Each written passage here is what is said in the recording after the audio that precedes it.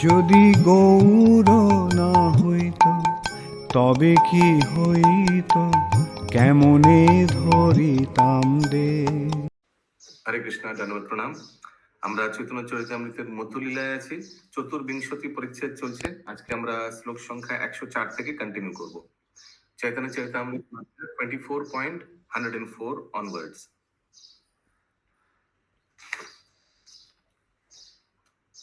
सो कल हम लोग ये श्रीमद् भागवतम के जो सबसे इम्पोर्टेंट, वेरी वेरी इम्पोर्टेंट श्लोक धर्म प्रोज्जित कैतव महाप्रभु, इसी से चीटिंग रिलीजन यानी कैतव धर्म, उसके बारे में महाप्रभु आलोचना कर रहे थे और बता रहे थे अगर भगवान के शरण में कोई आता है लेकिन उनमें कामना वासना है तो भगवान क्या करते हैं, अपने शरण में रखते हैं उनको और उससे उनका कामना वासना सब वो भूल जाते हैं जबरदस्ती। और तो हम लोग आज 104 नंबर से कंटिन्यू करेंगे। हरे कृष्ण प्रभु जी, यहाँ पे that person need not do any efforts, just वो अपनी उनकी खत्म हो जाती है, जस्ट गोइंग इन कृष्णा's शरण। So that is the effort he has done. That is the positive effort he has done. He has gone to Krishna's association. Okay. Whenever Krishna is requested to fulfill one's desire, he undoubtedly does so. But he does not award anything which, after being enjoyed, which causes one to petition him again and again to fulfill further desires. Okay. 104 number श्लोक। साधु संग कृष्ण कृपा भक्तिर स्वभाव। साधु संग कृष्ण कृपा भक्तिर स्वभाव। ए तीने सब छाड़ाय करे कृष्ण भाव। एतीने सब छड़ाए करे कृष्ण भाव। এই তিনে, কোন তিনে? ভগবত ভক্ত সঙ্গ, শ্রীকৃষ্ণের কৃপা এবং ভগবত ভক্তির স্বভাব। ये कल किया था ना, स्वभाव। प्रभु we have done it। तात्पर्य नहीं हुआ था प्रभु जी। ओके। ধীরে ধীরে সমস্ত অসৎ প্রভাব থেকে মুক্ত করে শ্রীকৃষ্ণের ভাব উৎপন্ন করে। ये तीन चीज। ओके, स्लोली क्या करते हैं, অসৎ প্রভাব থেকে মুক্ত করে শ্রীকৃষ্ণের ভাব উৎপন্ন করে। এই শ্লোকে শুদ্ধ ভক্তের সঙ্গ প্রভাব, শ্রীকৃষ্ণের প্রভাব এবং ভগবত ভক্তি অনুশীলনের ফল বর্ণনা করা হয়েছে।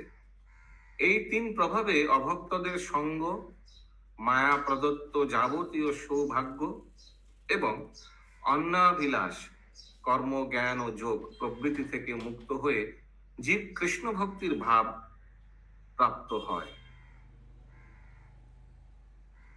শুদ্ধ ভক্ত কখনো জড় ঐশ্বর্যের দ্বারা আকৃষ্ট হন না, কেননা তিনি জানেন যে জড় ঐশ্বর্যের লাভের প্রচেষ্টা কেবল দুর্লভ সময়ের অপচয় মাত্র। শ্রীমদ্ ভাগবতে বলা হয়েছে শ্রম এবাহি কেবলম। ভগবত ভক্তের দৃষ্টিতে রাজনীতিবিদ, সমাজসেবী, দানবীর, দার্শনিক এবং মানবতাবাদীরা কেবল তাদের সময়ের অপচয় করছে, কেননা তাদের কার্যকলাপ এবং প্রচারের ফলে মানুষ জন্ম মৃত্যুর আবর্ত থেকে উদ্ধার লাভ করে না। তথাকথিত এই সমস্ত দার্শনিক, রাজনীতিবিদ এবং দানবীরদের কোনো জ্ঞানই নেই, কেন তারা জানেন না যে মৃত্যুর পরেও জীবন রয়েছে। মৃত্যুই যে জীবনের সমাপ্তি হয় না তা জানাই পারমার্থিক জ্ঞানের প্রথম সোপান। Understanding that there is life after that is the beginning of spiritual knowledge. तो ये जो फिलैंथ्रोपी, दार्शनिक और क्या क्या है, मानव सेवा समाज, ये सब जो है, इन लोग क्या कर रहे हैं, they are wasting time. Prabhupada ji बता रहे हैं बिकॉज मेन प्रॉब्लम को एड्रेस नहीं कर रहे हैं। मैं एक उदाहरण दे रहा हूँ आप लोग को, बहुत सिंपल उदाहरण है। ये चोरावाली जाने, चोरावाली इंग्लिश में बोलते हैं क्विक सैंड। सोचिए अगर कोई गलती से चोरावाली में खड़ा हो गया और वो क्या हो रहा है, आस्ते आस्ते नीचे चला जाता है ना, चोरावाली का नीचे जा रहा है और जा रहा है और जा रहा है और बोल रहा है हेल्प हेल्प। आसपास का लोग देख रहे हैं, एक आदमी आके उसका पसीना पोंछ दिया, उसको थोड़ा गलम लगा, दूसरा आदमी आया, उसको थोड़ा मुंह में कुछ खिला दिया, बहुत भूख लगा तुमको, ये लो खा लो। तीसरा पर्सन आया, थोड़ा छाता उसके ऊपर छाता रख दिया, तुमको बहुत धूप लग रहा है ना। लेकिन ये सब कर रहा है, लेकिन आदमी क्या हो रहा है, वो आस्ते आस्ते नीचे की तरफ जा रहा है और नीचे जा रहा है। तो उस समय उसको क्या सहयोगिता का दरकार है? What help does he need? हाथ पकड़ने का, बाहर निकालना होगा उसको पकड़ के। उसको खींच के बाहर निकालिए, बस वही तो चाहिए। वही जन्म मृत्यु जरा व्याधि का चक्कर से बाहर निकालिए, वही मेन इंपॉर्टेंट है। और व्यक्ति अगर उनको कंबल दे रहे हैं और अलग अलग ये सब खिचड़ी खिला दे रहा है एक दिन, दैट इज नॉट इम्पोर्टेंट। इसीलिए वेरी इंपॉर्टेंट लाइन लिखा है, केवल ताদের সময়। चोरा बाली किसको बोला, दलदल को कि रेत को? आई डोंट नो, दलदल को। ठीक है। সো ইসিলিয়ে লিখা है কেবল তাদের সময় অপচয় করছে, কেননা তাদের কার্যকলাপ এবং প্রচারের ফলে মানুষের জন্ম মৃত্যু আবর্ত থেকে উদ্ধার লাভ করে না। मेन प्रॉब्लम को एड्रेस नहीं करते हैं इन लोग, ये इस्कॉन करता है। শ্রীমদ ভাগবত গীতার প্রথম উপদেশ হৃদয়ঙ্গম করার মাধ্যমে জীব তার স্বরূপ সম্বন্ধে অবগত হতে পারে। শ্রীমদ ভাগবত গীতার প্রথম উপদেশ, अच्छा first lesson of Bhagavad Gita 2.13, हमको मालूम नहीं था, ये फर्स्ट लेसन है। देहिनोऽस्मिन् यथा देहे कौमारम यौवनम जरा तथा देहांतरा प्राप्ति धीरस्तत्र न मुह्यति।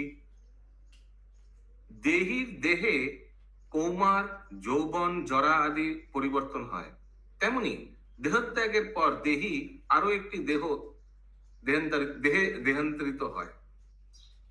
তত্ত্বজ্ঞান সম্বন্ধিত ধীর ব্যক্তি কখনো এই ধরনের পরিবর্তনে মুহ্যমান হয় না।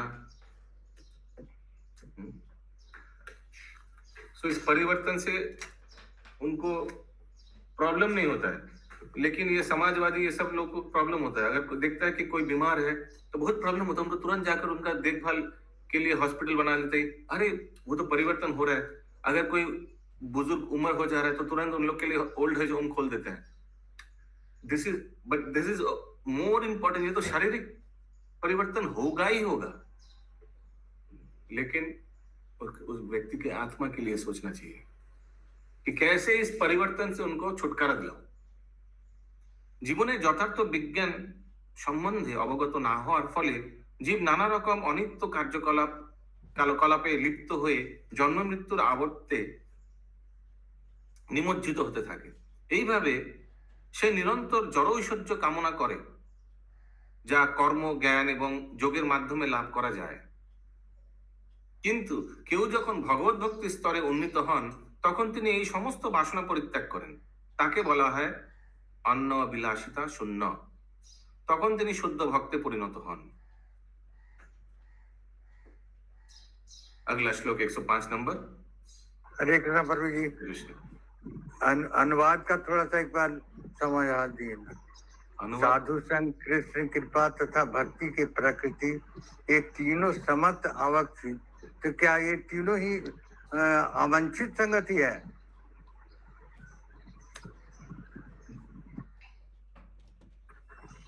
এই তিন সব ছাড়ায় কৃষ্ণ করে কৃষ্ণ ভাব, धीरे धीरे समस्त असत प्रभाव থেকে মুক্ত করে কৃষ্ণের ভাব উৎপন্ন করে। फिर से आपका प्रश्न बोलिए, ये तीन क्या? अवंचित संगति ये है, ये तो साधु संग कृष्ण कृपा ये तो होना जरूरी था। हाँ, अवंचित कहाँ लिखा है, मैंने क्या लिखा है हमको मालूम नहीं है। हिंदी में लिखा है, हिंदी में लिखा हुआ है अनुवाद में कि साधु संग कृष्ण कृपा तथा भक्ति की प्रकृति, ये तीनों समस्त अवांछित संगति को त्यागने, अवांछित संगति को अनडिजायरेबल एसोसिएशन, ठीक है। ये तो नहीं है ना प्रभु जी, ये तीनों तो अवांछित नहीं है। नहीं, वो तीन अवांछित नहीं है, अवांछित संग का बात किया जा रहा है। ये एंटीबायोटिक, ये तीनों अवांछित संग लिखा हुआ है ना। तीनों मिलके हटाते हैं। क्या हटाते हैं? अवांछित संग को हटाते हैं। अच्छा, हाँ, बहुत क्लियर हो गया। अगला श्लोक 105 नंबर। आगे যত যত অর্থ ব্যাখ্যা ন করিব, আগে যত যত অর্থ ব্যাখ্যা ন করিব, কৃষ্ণ গুণাস্বাদের এই হেতু জানিব। কৃষ্ণ গুণ সদের এই হেতু জানিব। ক্রমে ক্রমে আমি এই শ্লোকের যথার্থ অর্থ ব্যাখ্যা করব। কোন শ্লোকের? आत्माराम आत्माराम या धर्म प्रोज्जित कौतव नहीं, आत्माराम लिखा हुआ प्रभु जी। लिखा हुआ है। अच्छा, यस।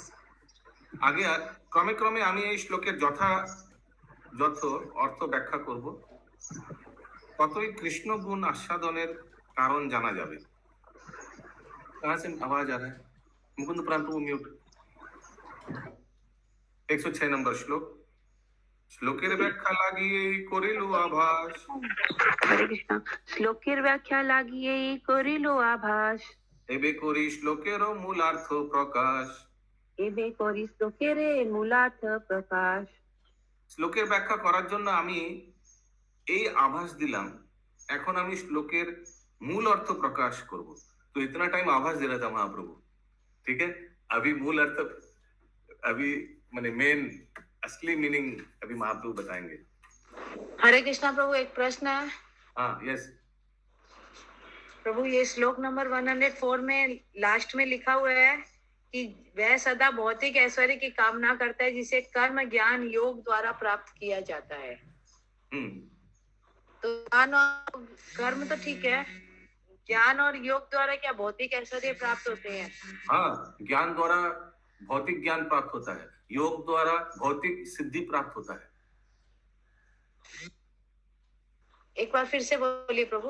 ज्ञान द्वारा भौतिक ज्ञान प्राप्त होता है और योग द्वारा अष्ट सिद्धि जो भौतिक है वो प्राप्त होता है। ओके। तो रावण कर्म विज्ञानी था थोड़ा। केसरी पावर कौन है? बार बार आवाज कर रहा है। हरे कृष्ण प्रभु जी। के अपनी पंकज नेतृत्व बोले दास। पीजे पीजे पीजे। अच्छा, केसरी पावर, ओके। एक পাওয়ার টা মিউট করুন, বাইরে আওয়াজ আসছে। হর্স পাওয়ার নেই প্রশ্ন আছে ওই জন্য আনমিউট করেছি। হ্যাঁ হ্যাঁ, বলুন বলুন বলুন বলুন। এটা কি এটাতে আসবে, মানে ভৌতিক ঐশ্বর্য আসবে? কোনটা? मोक्ष मोक्ष मोक्ष भौतिक ऐश्वर्य, यस, वेरी गुड। मोक्ष का कामना ये भी भौतिक ऐश्वर्य, ऐश्वर्य, ठीक है, तो यस। प्रभु जी, ये ज्ञान योग और ये योग से दोनों से भक्ति भी तो प्राप्त हो सकता है भगवान के। हाँ, हो सकता है। अगर आप उसको भगवान में लगाएंगे तो, और भगवान का कृपा होगा तो, साधु संग होगा तो, वो तीन चीज होगा तो।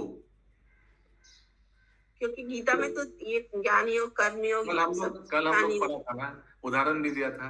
हनुमान जी ने इसी योग सिद्धि को भगवान की सेवा में लगाया। फिर दूसरा क्या उदाहरण दिया था? व्यास देव ने इसी ज्ञान का जो बुद्धि ज्ञान, सोचिए कोई अगर बहुत बुद्धिमान है, शास्त्र वास्त्र सब, लेकिन वो प्रचार नहीं कर रहा है, आचार नहीं कर रहा है, सिर्फ ज्ञान को लेकर बस लेके रख ही दे रहे हैं। हाँ। तो व्यासदेव जी ने उसको सेवा में लगाया ना। हाँ। उसको कृष्ण भक्ति में लगाया, कृष्ण के बारे में जाना नारद मुनि से, फिर उन्होंने उधर ही स्टॉप हो गया जानने के बाद, और कुछ किया नहीं। नहीं नहीं, फिर उन्होंने शास्त्र को रचा। किसके लिए? अपने कल्याण के लिए, सबके कल्याण के लिए। That is knowledge, yes. Sangini Shyam पे माता। हाँ प्रभु, ज्ञान से मतलब गलत रास्ता का मतलब रावण को भी बोल सकते हैं। रावण शास्त्र ज्ञान था लेकिन उसको गलत जगह यूज किया। हाँ, मैंने सुना रावण क्या बहुत शास्त्रज्ञ था, हमने सुना, आई डोंट नो, मैं सुना, बहुत लोग बोलता है। अब दूसरा कुंभकर्ण का भी प्रभु पढ़ के ही समझ में आया, उसको भी आत्म साक्षात्कार का ज्ञान था जो हिसाब से अपने परिवार जन को समझाया, लेकिन वो भी गलत जगह यूज किया। हाँ, वो भी मिसयूज किया। हिरण्यकशिपु उस दिन क्या क्या भागवत, हम तो सोच रहे पूरा भागवत गीता का ज्ञान ही दे दिया।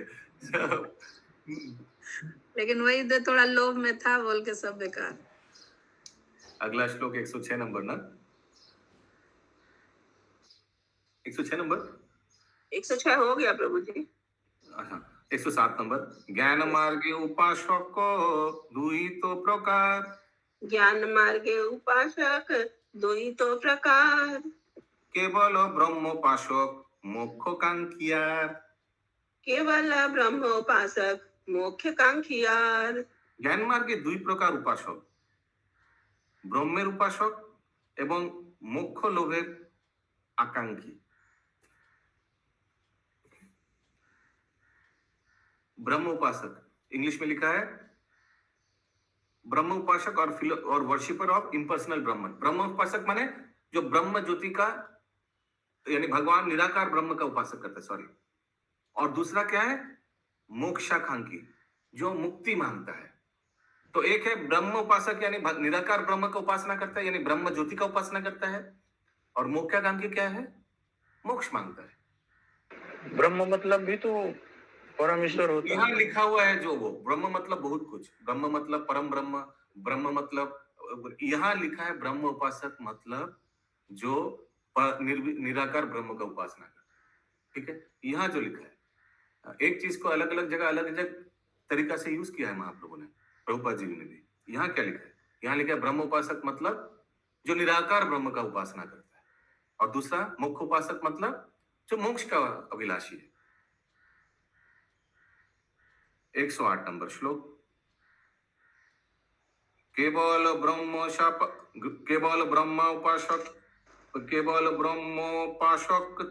तीनों भेद है।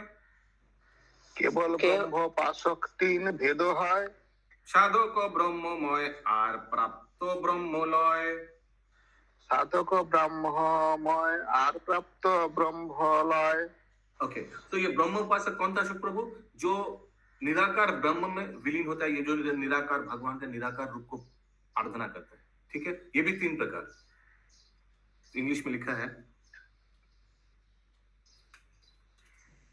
There are 3 types of people who worship the impersonal Brahman, यानी भगवान का निराकार रूप का जो आराधना करता है। The first is the beginner. The second is one whose thoughts are absorbed in Brahman. Mute. And the third is one who is actually merged in the impersonal Brahman, यानी ज्योति में विलीन हो चुका है ऑलरेडी। तो 3 प्रकार का ब्रह्म उपासक है। पहला नंबर को बोला है बिगिनर, हिंदी में क्या लिखा है पहला नंबर को?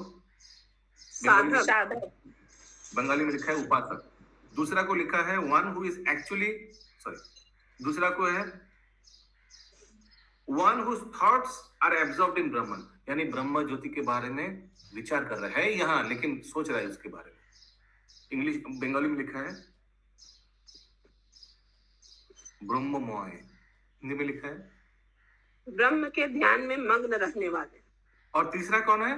जो ऑलरेडी लीन हो चुका है, one who is actually merged in the impersonal Brahman, ब्रह्म ज्योति में जो बंगाली में लिखा है। एवं ब्रह्मालय माने ब्रह्मेर आलय प्राप्त अर्थात ब्रह्मभूत, ब्रह्मभूत प्रसन्नात्मा न शोचति न कांक्षति, वहां ऑलरेडी डॉट जैसा ब्रह्म ज्योति में पहुंच गया है।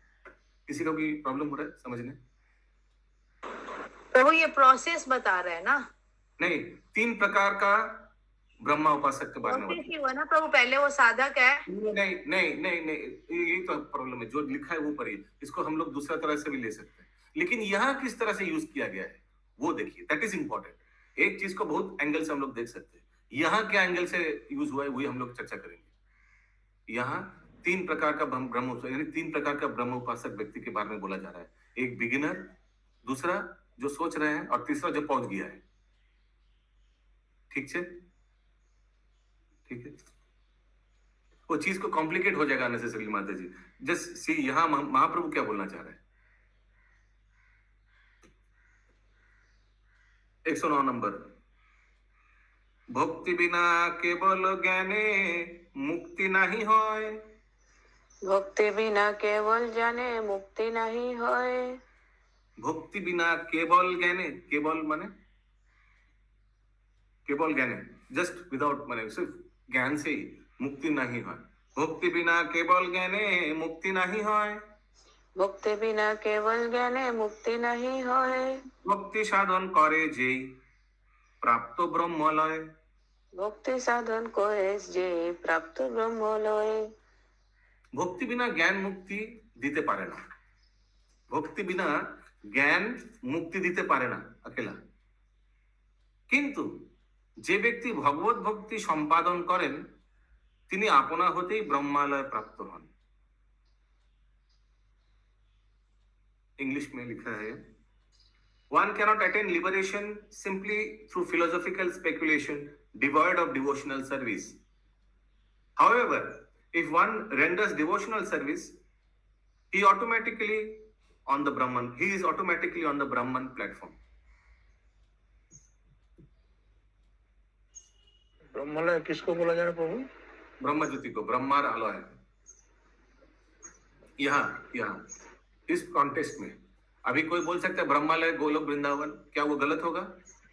मना करेंगे बात गलत होगा? ठीक है, वो भी ठीक है। कोई बोलेगा ब्रह्मालय वैकुंठ को बोला जा रहा है, वो भी ठीक है। लेकिन यहाँ क्या आलोचना हो रहा है? यहाँ कौन सा कॉन्टेक्स्ट में आलोचना हो रहा है?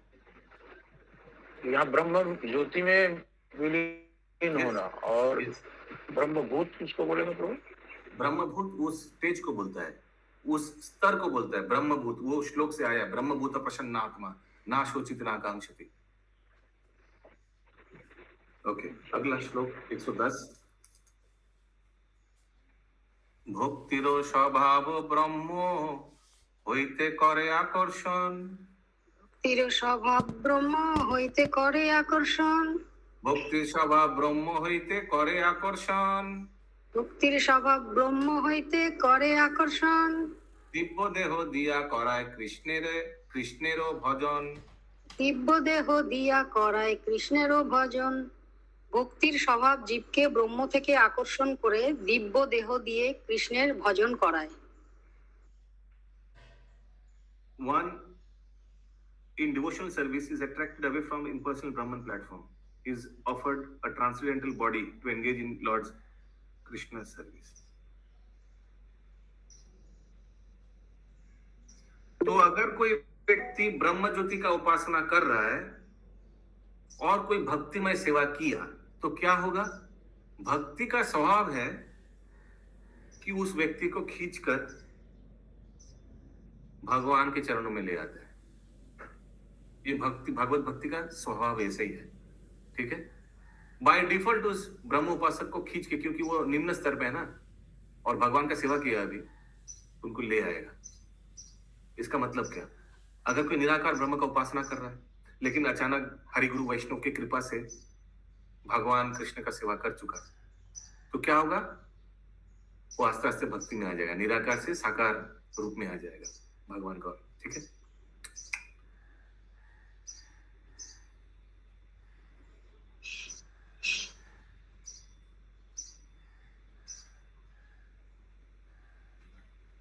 एक 111 नंबर श्लोक। सुखदेव गोस्वामी ना प्रभु? Yes, absolutely good example. फिर वो चार कुमार, हम लोग भी निराकार ब्रह्म उपासक था लेकिन वहां से जा रहा था, अपना नाक को सेवा में लगाया ना, अपना नाक को सेवा में लगाया था ना, भगवान का वो चरण का तुलसी और केशर, बस। 111 नंबर श्लोक।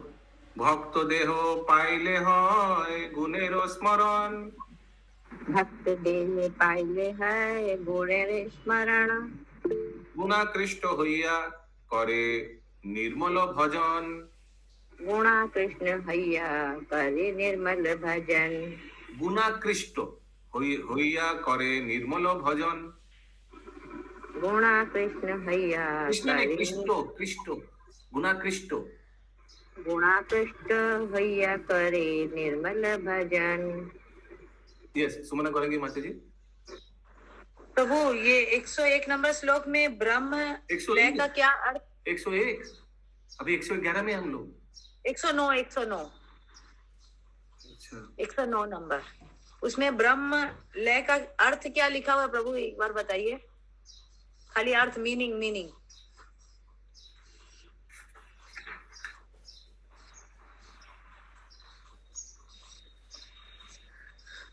हिंदी में लिखा हुआ है निराकार ब्रह्म में लीन होने के समान। लेकिन जो भक्ति करता है उसका तो ये नहीं होता ना। ये प्रश्न में कोई आप एक चीज पूछा फिर दूसरा प्रश्न चला गया। हरे कृष्णा। ब्रह्मलय एज प्राप्त ब्रह्मलय as good as merging into impersonal Brahman. तो कोई अगर ऑलरेडी मर्ज्ड है ब्रह्म में, ठीक है, अगर माता जी कोई अगर निराकार ब्रह्म का उपासना कर रहा है, ठीक है, लेकिन वो अगर भक्ति में सेवा किया तो भक्ति का क्या गुण होता है? इसके लिए यही बताया गया है, ठीक है। देखिए, म्यूट करिए, कहाँ से आवाज आ रहा है?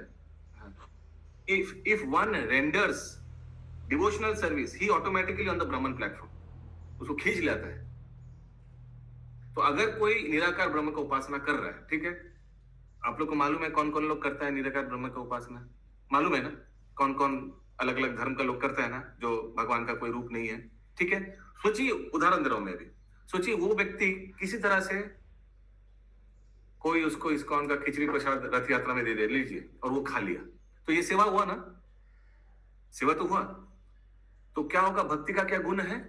वो आस्ते आस्ते निराकार उपासना कर रहा था, आस्ते आस्ते वो साकार उपासना में आ जाएगा। यहाँ पे प्रभु जी अनुवाद में एक वर्ड लिखा हुआ, सेंटेंस लिखा हुआ, किंतु यदि भक्ति संपन्न की जाती है तो स्वतः ब्रह्म पद प्राप्त हो जाता है।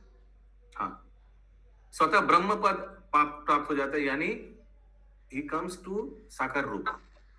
इंग्लिश में ये लिखा है, he automatically on the Brahman platform, Brahman platform, ये जो प्लेटफॉर्म है ये भगवान प्लेटफॉर्म को बोला जा रहा है। ओके प्रभु, अनुवाद पढ़ के तो क्लियर हो जा रहा है, लेकिन अर्थ पढ़ के कंफ्यूजन हो रहा है। अर्थ सीक्वेंस में नहीं है, अनुवाद सीक्वेंस में नहीं है, अनुवाद सेंटेंस को पहले ऐसे घुमा दिया है, इसीलिए मैं उसमें ज्यादा चर्चा नहीं किया, क्योंकि लोग कंफ्यूज होगा।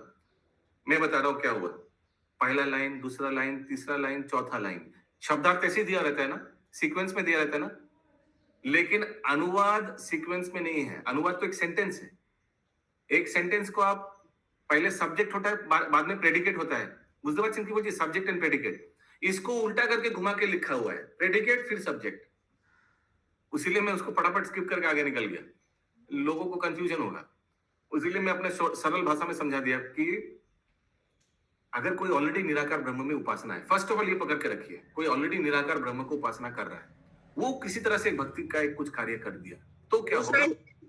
दूसरा वाला श्लोक 110 में उसको क्लियर कर दिया प्रभु जी। 109 वाला तो उल्टा करके लिखा है, ये समझ में आया? हाँ, यस। अगला श्लोक कौन सा अभी? अनुवाद पढ़ना है प्रभु। 111 111 ভক্তদেহ লাভ হলে শ্রীকৃষ্ণের সমস্ত গুণের স্মরণ হয়। আচ্ছা, হিন্দি में बोलते हैं स्मरण হয়, বাংলায় বলে স্মরণ হয়, ঠিক না? এবং সেই গুণের দ্বারা আকৃষ্ট হয়ে তিনি নির্মল ভজন করেন। আমি দেখি ও ব্যক্তি ভক্তদেহ লাভ হলে শ্রীকৃষ্ণের সমস্ত গুণের স্মরণ হয় এবং সেই গুণের দ্বারা আকৃষ্ট হয়ে তিনি নির্মল ভজন করেন। শ্রীল ভক্তিবিনোদ ঠাকুর তার অমৃত প্রভাব ভাষ্যে 107 থেকে 111 শ্লোকের অর্থ বিশ্লেষণ করে বলেছেন, अच्छा तो इसी सीसी का 107 से 111 का ट्रांसलेशन में क्या लिखा, सॉरी परपोर्ट में क्या लिखा भक्तिविनोद ठाकुर? ज्ञान मार्गের उपासक দুই প্রকার, केवल ब्रह्म उपासक और मोक्षाकांक्षी। यहाँ भी तो वही है ना, यहाँ भी तो वही पढ़ा हम लोग, प्रभुपाद जी का भी सेम कमेंट्री है। কৈবল্য বাসনায় ব্রহ্মের উপাসনা করলে কেবল ব্রহ্ম উপাসক হয়। समझ में आया ये लाइन?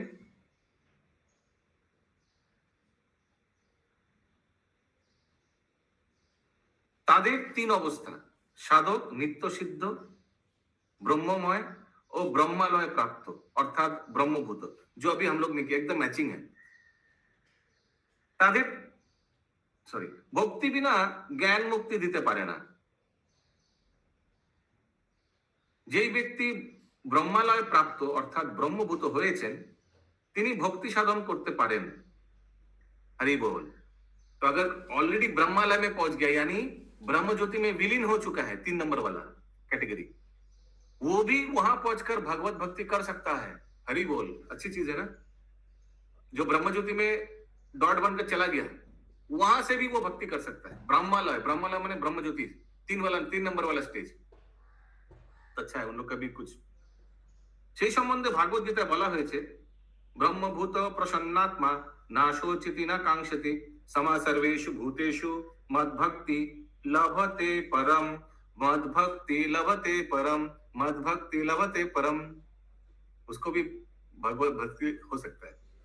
परम ब्रह्म के যথাযথ ভাবে উপলব্ধি করার ফলে যিনি ব্রহ্মভূত অবস্থায় প্রাপ্ত হয়েছেন, अशोक प्रभु ब्रह्मभूत अवस्थाয় প্রাপ্ত হয়েছেন মানে একদম ব্রহ্মভূতে ডট হয়ে গেছেন, ব্রহ্ম में विलीन हो चुका है। তিনি সম্পূর্ণভাবে প্রসন্ন হয়েছেন। তিনি কখনো কোনো কিছুর জন্য অনুশোচনা করেন না অথবা কোনো কিছুর আকাঙ্ক্ষা করেন না।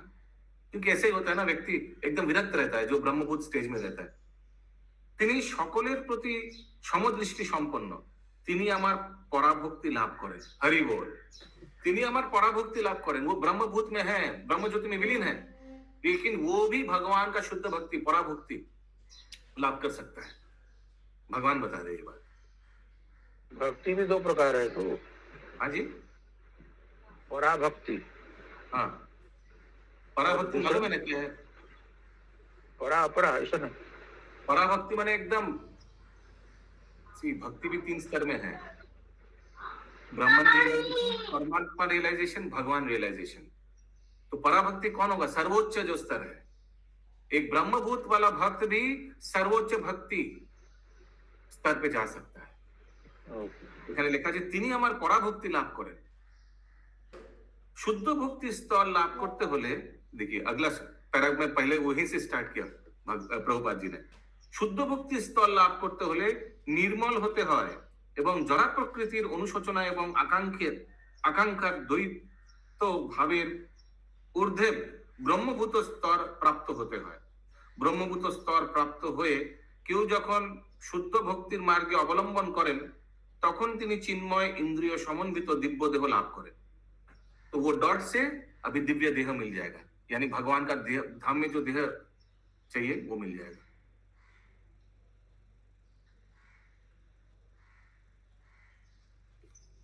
Any question?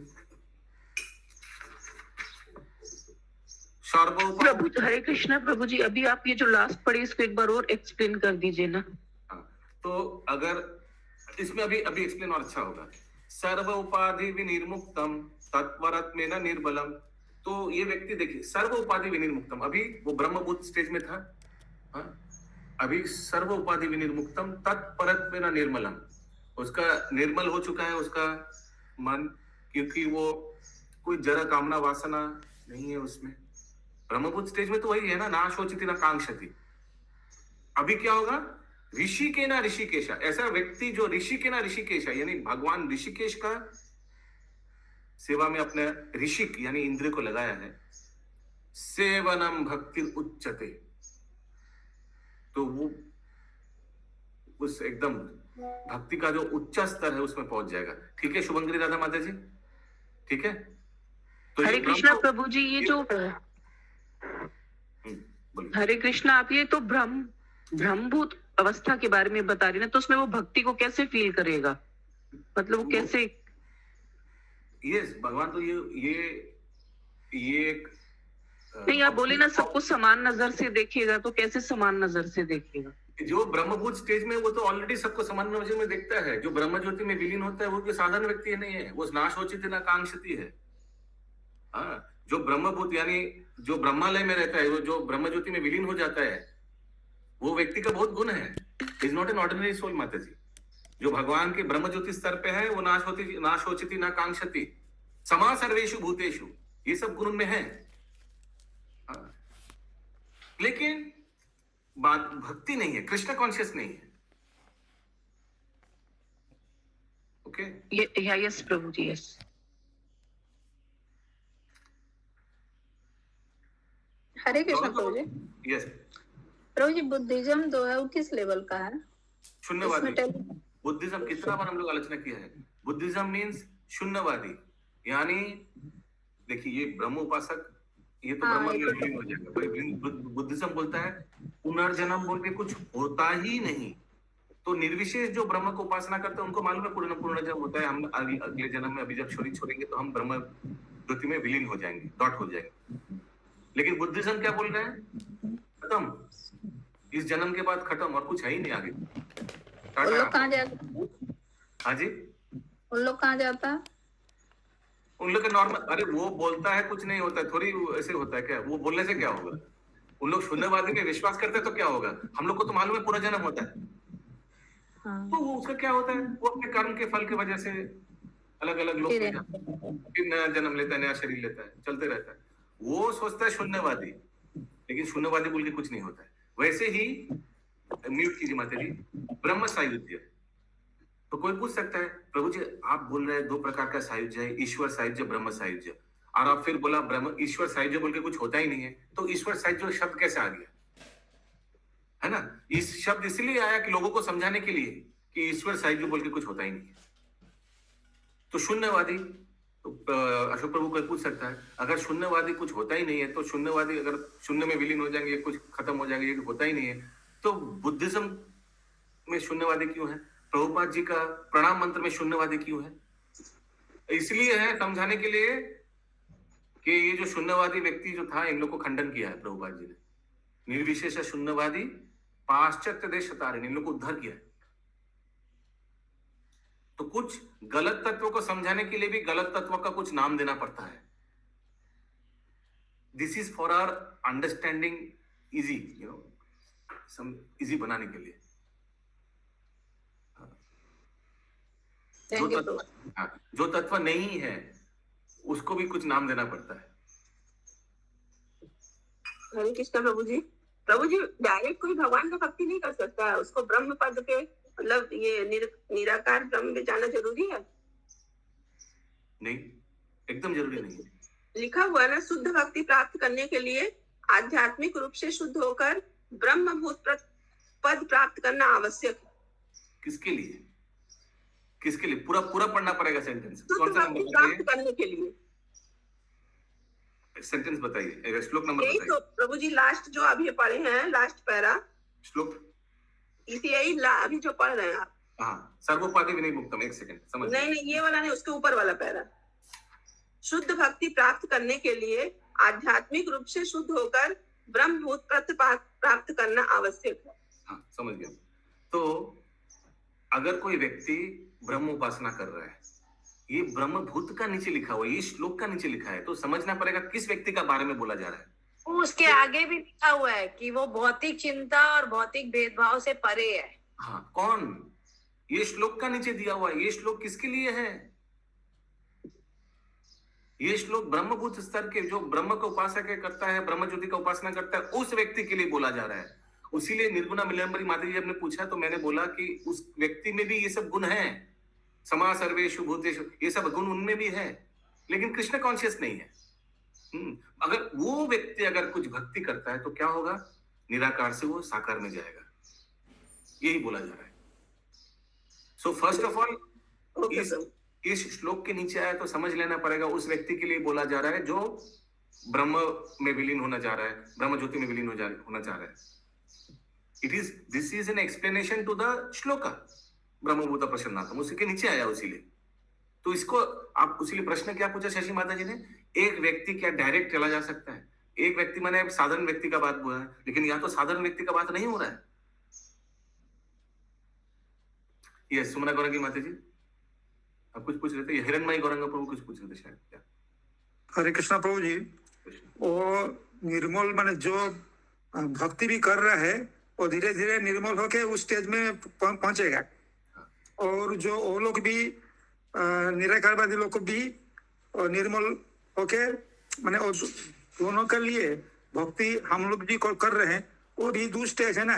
वो अभी गुण में रह के कर रहे हैं, फिर आगे जो प्योर भक्ति करेंगे तो माने उसी वो लोग को भी वही स्टेज में जाके हम लोग भी पहुंचेंगे। एब्सोल्युटली। लेकिन यूजुअली क्या होता है, वो ब्रह्म उपासक जो करता है, ब्रह्म में विलीन हो गया, बहुत साल बाद वो फिर से वापस जड़ जगत में आता है, जब उसका आयु खत्म हो जाए, लंबी आयु है उसका ब्रह्म उपासक का यूजुअली। लेकिन अगर उस स्टेज में भी कोई भक्ति करता है तो वहां से जा सकता है, लेकिन भक्ति करने का चांस बहुत कम है, क्योंकि अशोक प्रभु जो ब्रह्म में विलीन हो गया है वो कैसे भगवत भक्ति उपास, वो सेवा करेगा कैसे? ओके এখানে রহিল গ্রন্থ অমৃত লহরী, এখানে রহিল গ্রন্থ অমৃত লহরী, বদন ভরিয়া সবে বল হরি হরি। বদন ভরিয়া সবে বল হরি হরি। हरि बोल हरि बोल। की जय। जय कृष्णदास कविराज गोस्वामी की जय। जय जगत गुरु शिल प्रभुपाद की जय। जय समवेत गौर भक्त वृंद की जय। जय।